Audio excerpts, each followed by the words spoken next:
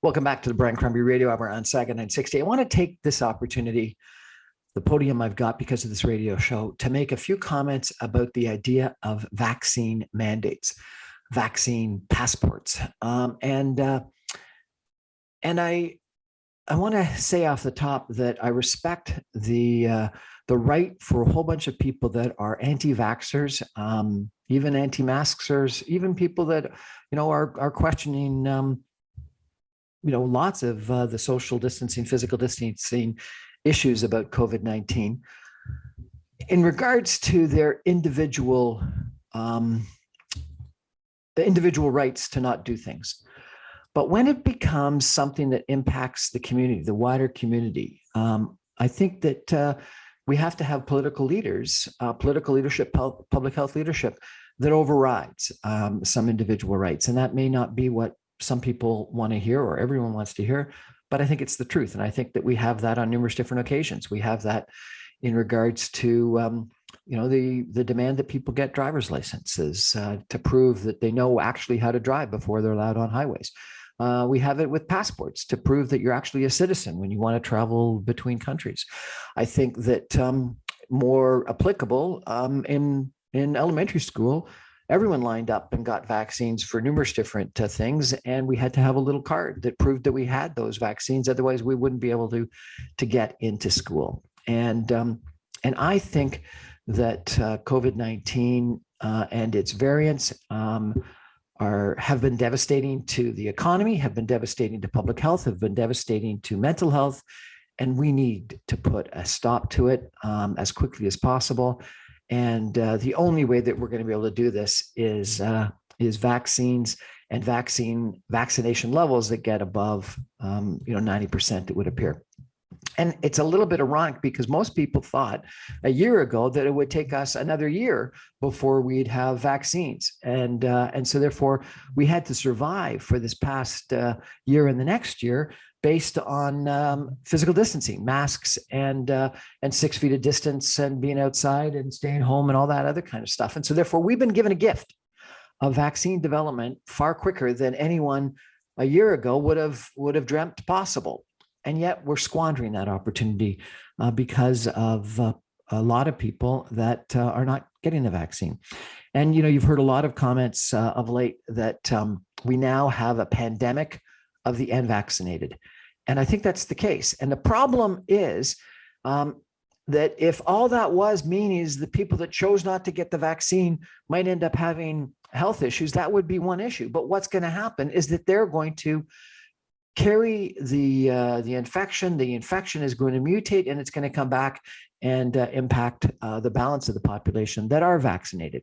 And so therefore, I think having an attitude that says, hey, if you don't want to get vaccinated and you're willing to risk infection, disease, infection, getting sick, going to hospital, and even death, that's your right.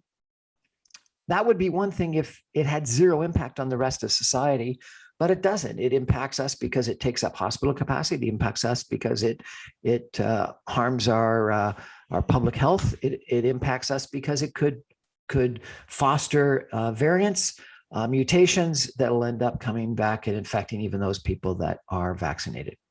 So I ended up speaking to someone who I respect a lot, and they told me that public health people think you go through 4 different stages of readiness to take a vaccine. The first stage is voluntary.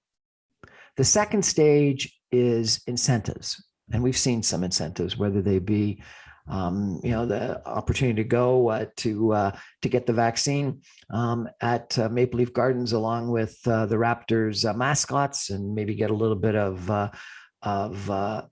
stuff, or being entered into a lottery that we've seen in the United States, or being actually given $100, which we've seen in some places.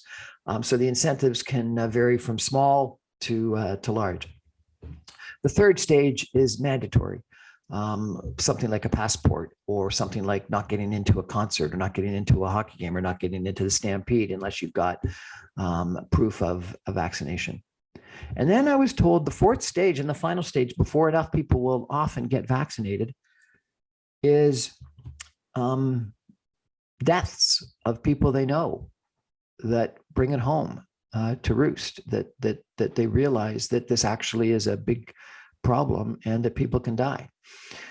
And I fear that we're actually in that fourth stage in Florida and Texas right now, where the infections are so back to a level greater than we've had in every previous wave, that at minimum, we're seeing infections and hospitalizations such that people are knowing about it. And I've talked to some people, both from a business standpoint as well as a personal standpoint in Florida and Texas, and people that were against vaccines and really almost not agreeing with COVID-19 being real or denying it are going out and getting vaccines now because they're seeing so many people that are getting sick.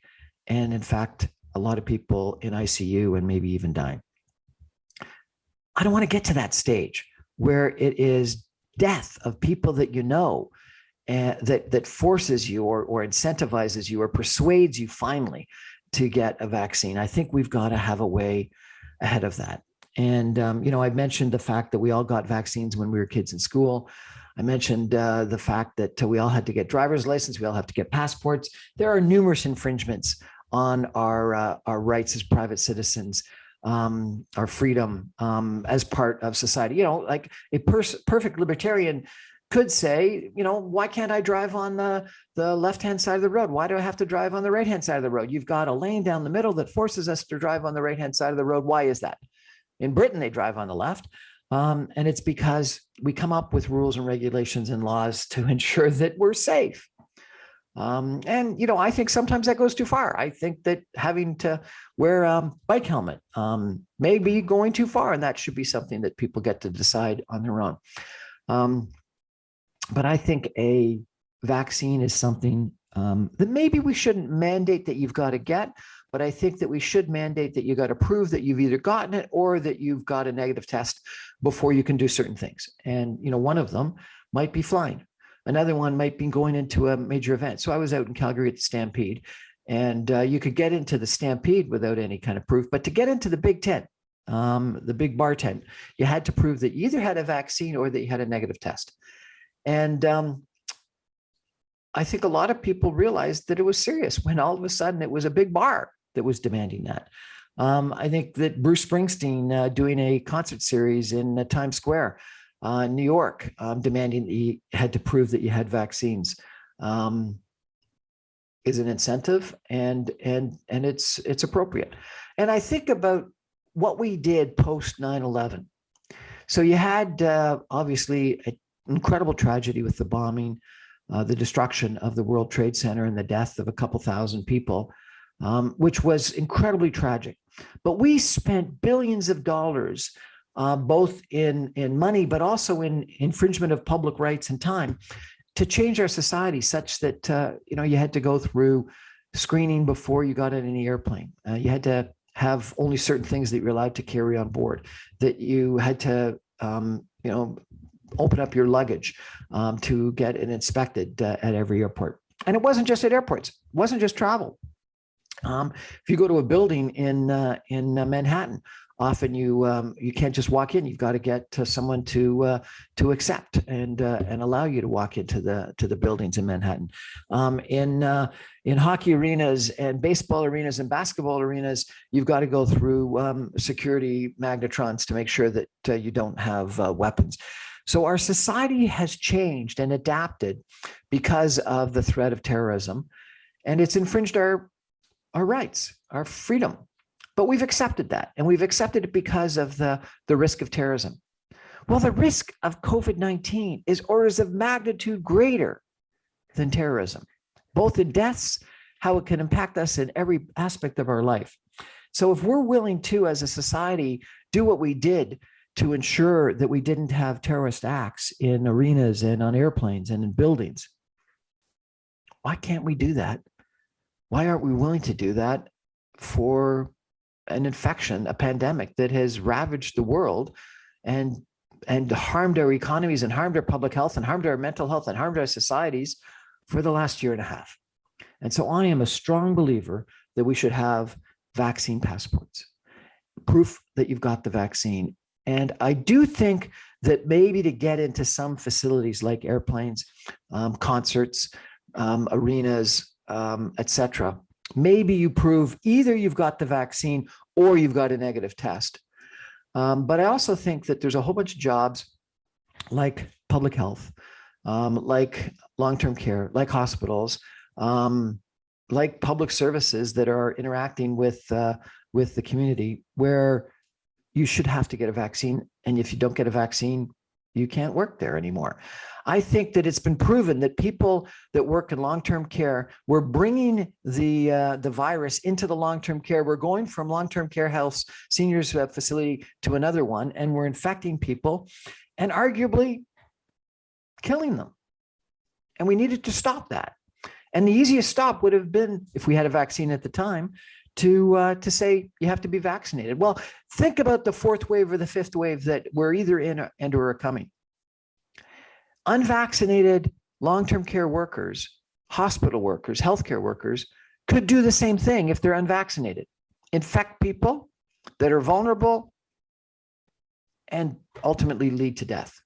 And if we demand that they're vaccinated, the chance of that happening goes down dramatically. It doesn't go to zero. Nothing is for sure. Making sure that everyone drives on the right-hand side of the road doesn't take away all car accidents, but it doesn't reduce it dramatically. Making sure everyone's got a driver's license doesn't reduce it to zero, but it reduces it as far as possible.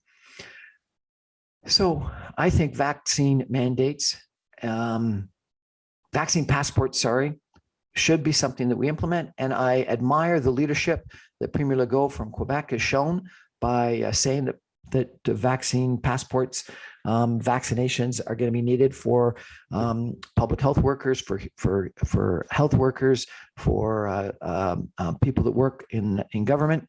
I think that the mayor of New York saying comparable things for the city of New York is the same. And I think that politicians need to show some leadership, even though there's a risk of people objecting, need to show some leadership and saying, we need vaccine passports now, and we need to mandate that people that are working frontline healthcare, long-term care, public service, interacting with the public should have them, must have them.